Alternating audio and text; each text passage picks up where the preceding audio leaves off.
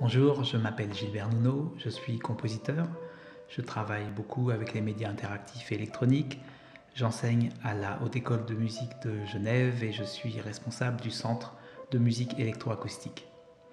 Je suis très heureux de vous dire quelques mots sur l'œuvre musique de Robert Rauschenberg. Rauschenberg a créé cette œuvre musique en hommage à son ami John Cage. Ce qui me frappe le plus, ou ce qui m'intrigue le plus dans cette œuvre, c'est son titre, Musique, car finalement rien nous y invite particulièrement. Je le comprends ainsi comme un clin d'œil à son ami Cage, pour qui tout pouvait être musique, ce qu'il touchait, ce qu'il utilisait. Rauschenberg nous parle d'un artiste-compositeur qui s'est affirmé avec déterminisme, qui a su rompre les codes avec le passé, quitte à se mettre à dos une certaine partie de la communauté musicale.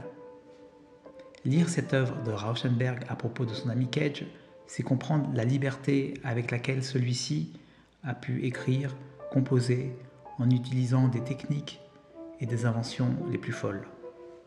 Si Cage s'est affirmé compositeur d'avant-garde et expérimental, avec un fort déterminisme, c'est paradoxalement à l'indéterminé et au hasard qu'il a eu souvent recours dans son œuvre.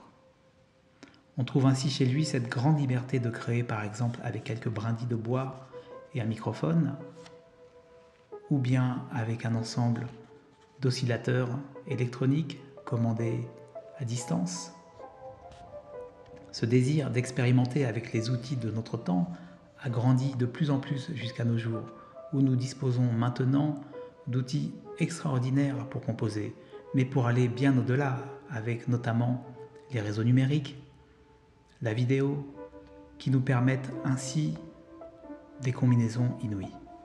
Ces combinaisons, Rauschenberg en avait déjà une vision très forte avec les combines, ces œuvres dans lesquelles il pouvait expérimenter et croiser des médias et des concepts très différents. Il est certainement un pionnier de l'art interdisciplinaire, une manière d'abolir les frontières entre les différentes disciplines artistiques, une manière de voir résolument moderne, qui s'est propagée et amplifiée jusqu'à nos jours et montre cette porosité entre les différents champs artistiques, les uns envers les autres. Je crois que c'est cette immense liberté de création musicale que Rauschenberg admire chez Cage. Les techniques mixtes qu'il emploie ici, peinture, collage, impression peut-être, sont autant de références à la musique de Cage qu'à la manière dont il avait de l'explorer.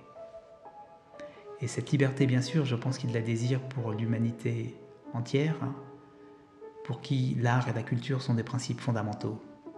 Une liberté qui arrive aussi naturellement chez tous avec la musique.